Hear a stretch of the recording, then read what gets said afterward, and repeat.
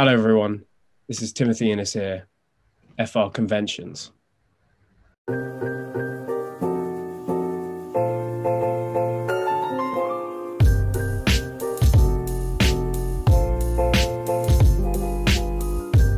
I remember the read through because that was when all of us first met. Well, I met everyone because everyone already knew each other.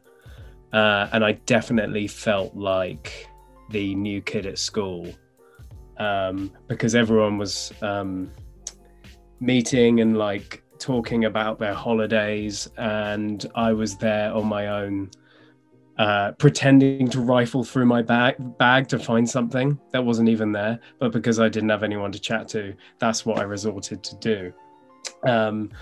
And then the first day on set, I mean, that quickly changed because everyone was so welcoming and everyone is like a family. And I remember David kind of showing me around the set, and he was in costume and I was in costume, and he kind of took me under his wing and kind of showed me around the throne room. And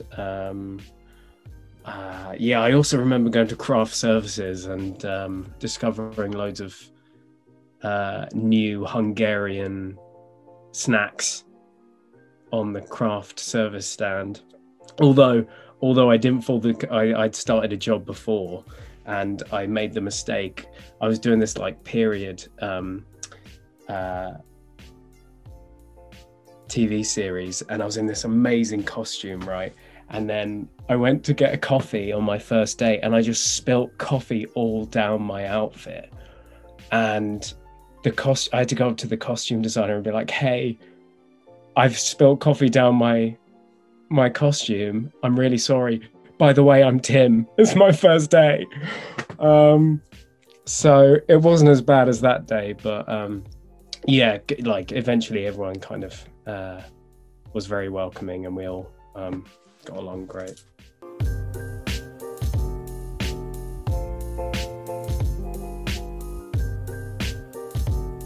It's quite interesting doing the research for that kind of thing, and you know, there was lots of content to kind of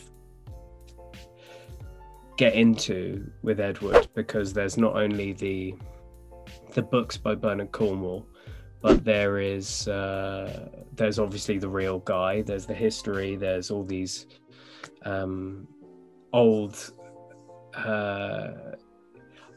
very it was also tricky though, because sometimes it would be quite difficult to find stuff on the actual Edward as he grew up. Well, it actually as he was growing up, because in season 3 I found myself looking for like content to kind of base him on, and there wasn't much, but there was stuff when he was later becoming a king. So I think what's quite fun about the historical aspect of it is that you can kind of like deep dive into all this research about the character, and then ultimately rely on your own take on him. And you know, I think all these kind of historical characters of like kings and queens, even authors and kind of philosophers, they don't become human anymore, and they just become a name on the page. So like King Alfred, has kind of been iconographized in history and for his role, and there's images of him, but actually you have to remember that this guy was a real human being, and so was Edward. And so what was fun about is like learning about the battles that Edward won, that he lost, all his relationship between Ethelfled and King Alfred, but ultimately, like, you know, what are his flaws? And I found that really interesting, kind of going into and doing the research, but then finding out like, oh wait, hold on a minute, his dad was this really important king in history, and now he's king. I mean, what does that do to a human being? You have all this weight on your shoulders, and you know, you can't show emotion because that's weakness. So what does that do to you as a person when you're repressing all this stuff inside of you. So that was also an aspect of it. I think what was fun, in answer to your question, I've waffled on a bit here, but like, in answer to your question, it's the research, but then also adding your own character to that and adding your own human being to that, which I think ultimately is what people connect to.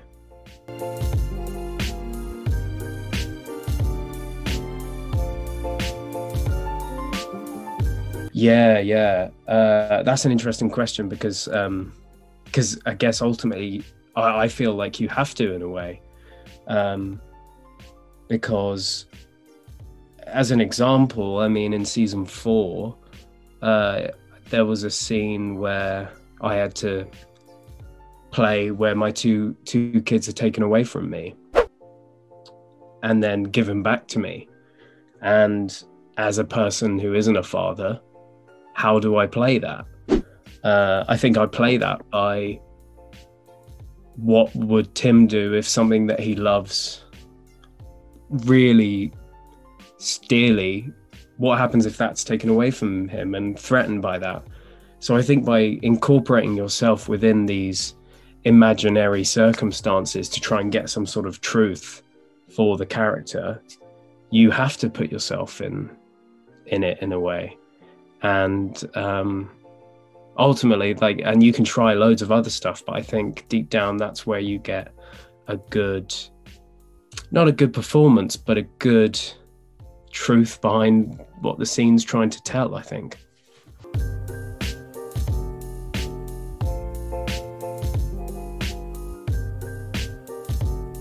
Oh, there's so many. You know what? I really like the Skade storyline. And a lot of people ask, who would you play if you weren't playing Edward? And I think Skade would be really fun to play. But obviously, you know, I think what makes Skade such a brilliant storyline is that it's this woman who has this control over these like alpha men, like Uhtred and Bloodhair. And I think that storyline in season 3 was really refreshing, because up until that point, quite a lot of the, you know, for want of a better word, baddies of the show, I don't even want to use that term because that, you know, people are so much more complicated than that. But, you know, to use that word, it's like, up until that point, it was these men, you know, using war and aggression to get what they want. But I think what Skade did in season 3 in that storyline to Uhtred and Bloodhair was manipulate those men in a different way, which I felt really powerful and engaging to watch because I didn't see any of that stuff because I was in the Saxon bit of the series. And so then to watch it as an audience member when it came out was really intriguing. So yeah, I'd say that one.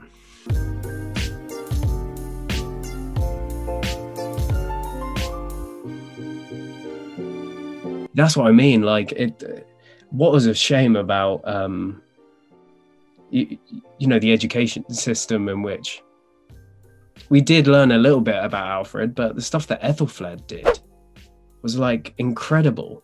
And, you know, it's such an early example of an important female leader, and we're just not told about that. So I'm glad that through the show it shows that, and also, you know, Breda as well.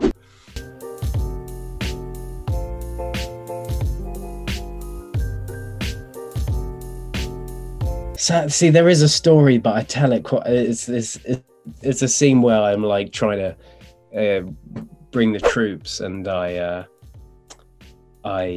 totally face plant.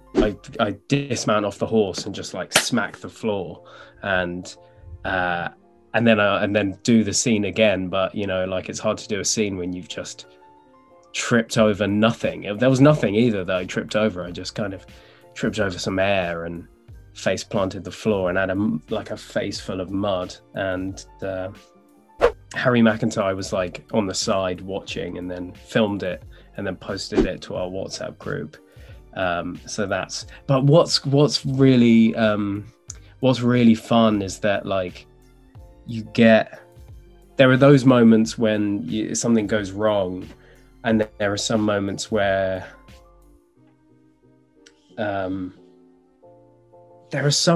you just totally lose kind of a grasp on reality, in a way that you're doing the same scene over and over and over again, for sometimes maybe 2 days, 3 days, and you're in the same spot with the same people in the costume, and I have a lot of moments where I kind of snap out of, you know, what's happening in the scene, and just kind of just look at what's happening and just think of the absurdity of the situation of all of us in costume saying these lines. And, you know, there's a guy who's like spraying blood on the floor and like coming up to you and like putting blood on your costume so it looks like you've been bloodied up, and you're like, what? This isn't real. This is just like,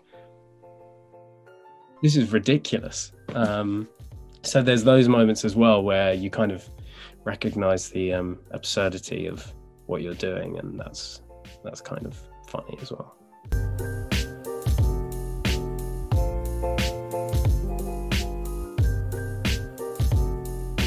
Yeah, so important to do that. Like it's when you do like theatre or television. When you do theatre as an actor, you do the play and you get the immediate response from the audience, and you get the laughter, and you get the things where the audience hasn't got what's going on, or a really good response, or like people responding to a death or whatever in the audience, and you can feed off that. But when you like do TV or film, and then you film something and you put it out, you have no idea what the audience is thinking, because they're all watching it in their homes. And then when you have a opportunity to meet the fans online through something as horrible as a pandemic, it's hugely important to be able to make that connection, I think, and see what the fans are feeling. And, you know, the show is what it is because of the fans. And I think, and ultimately it comes down to the fact that connection is just highly important. And when you do meet the fans, which I've been lucky to do at some conventions recently or online, you can hear people's favorite scenes, and you can ask people like, why do they think that? Like, because some people say they hate Edward, and you'd be like, oh, why do you hate Edward? And you're like, these reasons. You're like, great, this is what it's all about, like sharing the response to the art that's been made, you know. And it's just a collaborative thing. Like, you forget how many people are a part of the show due to costume producers, you know. It comes down to the ADs, the grips, like, and then there's that family and the actors' family, and then there's the fans, which are a family, and together you have this like huge microcosm of or macrocosm of connection, which I think is kind of subsedes anything I could have imagined while you're in a costume doing a scene on a rainy day in Hungary. And then really when it comes down to this like final product and how people react to it.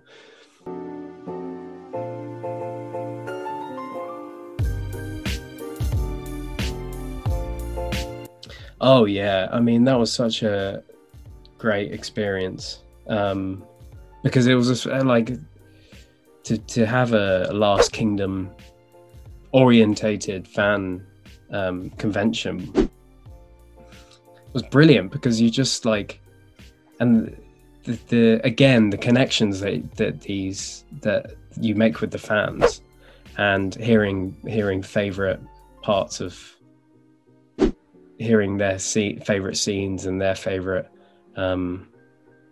like parts of the series. And just one thing that I loved about it is that you see how people can kind of concentrate their passion into like a particular creative skill, like a drawing. Like I got given some amazing, actually I've got one here actually, like that stuff, like that is incredible. And it's you just like, oh, that's me. But you know, that someone's like, okay, I'm going to draw this, or like I'm going to paint this, or I'm going to write this letter down and create a book. And it's seeing people's different reactions to the show and just like putting it down in what they like and what they find passionate about, what they find like creative about the process. And like just to meet everyone in person was just brilliant, and everyone was so lovely. And sometimes it's quite nerve-wracking for the actors as well, because you're like, oh, I don't know what to say, or you like go on answering questions like this, and sometimes I like riff and I can follow a thread of idea. But there's been a couple of times since I've started speaking that I'm like, oh, I don't know where I'm going to go with this. I don't know where I'm going with this. Like, and the moment you start thinking that, you get a bit nervous. But when you like have such welcoming fans as like it was at Neverland, you're like, this is great. This is a really comfortable environment to do that in. So I hugely enjoyed it. And thank you very much to everyone who came to that, and hopefully see you soon.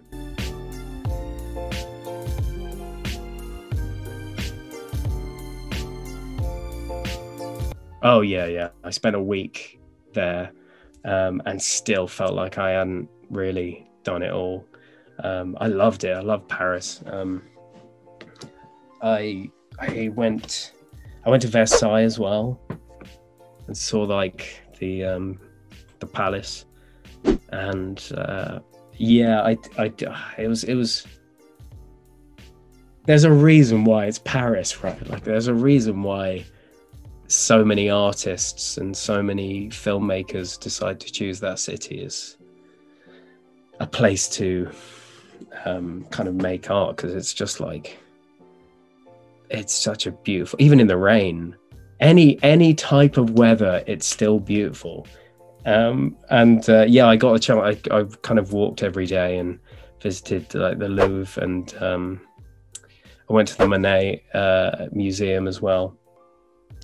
And I went to a really cool jazz club called Sunset Jazz Club. Don't know if you guys know it, but I stumbled into it. And there was a great band playing at the top, and I stayed there for a while, but it was like a piano and a double bass. And then I was like, oh, what's downstairs? And I went downstairs, and there was this amazing jazz fusion happening of like all this band with all these different instruments, and they were just jamming. And I was like, just sitting there going, this isn't real. This is amazing. So yeah, I did, in answer to your question, was fortunate enough to stay and look around, and I want to go back very soon.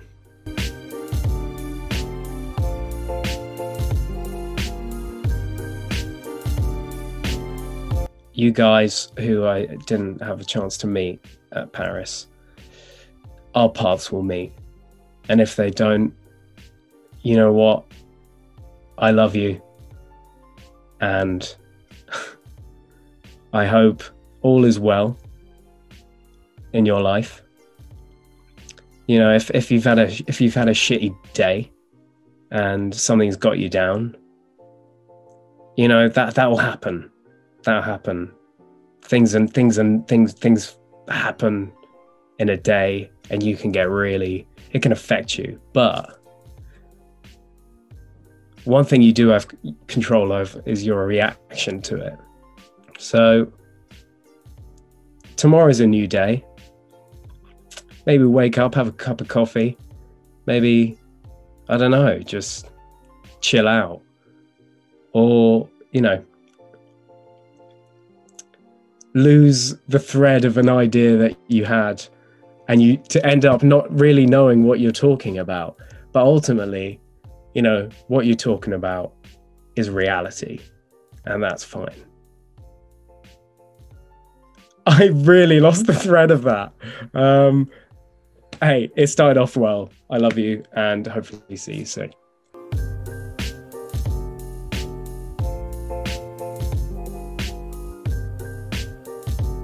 Well, I'm just glad the news is out, because I've been in so many situations where I've nearly I haven't nearly told someone.